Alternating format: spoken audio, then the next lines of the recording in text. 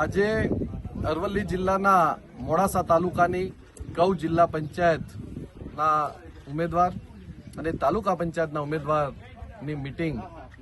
અમલાઈ ખાતે યોજાઈ, જેમાં અમલાઈના 200થી વધુ કાર્યકરો અને ગ્રામજનો આજે ભાજપ છોડી કોંગ્રેસમાં જોડાયા છે। તેઓએ ભાજપની જે નીતિ ખેડૂત વિરોધી રહી છે અને આ વિસ્તારનો જે વિકાસ સાચા અર્થમાં થવો જોઈએ એ થયો નથી, ત્યારે અમારા મોડાસાના પૂર્વ ધારાસભ્ય રાજુભાઈ ઠાકોર અને જિલ્લાના અમારા મંત્રી રાકેશભાઈ વણકર અને આ વિસ્તારના આગેવાન દોલાકાકા સહિતના સૌ આગેવાનોની ઉપસ્થિતિમાં કોંગ્રેસમાં જોડાયા છે અને અમે કોંગ્રેસ પક્ષ તરફથી પણ ખાતરી આપી છે કે આ વિસ્તારના વિકાસ માટે કોંગ્રેસ હંમેશા આપની સાથે રહેશે અને આ વિસ્તારના પ્રશ્નો માટે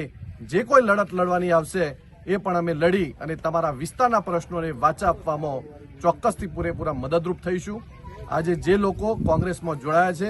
એમને કોંગ્રેસ પાર્ટીમાં આવકારું છું અને તેઓને અભિનંદન પણ આપું છું।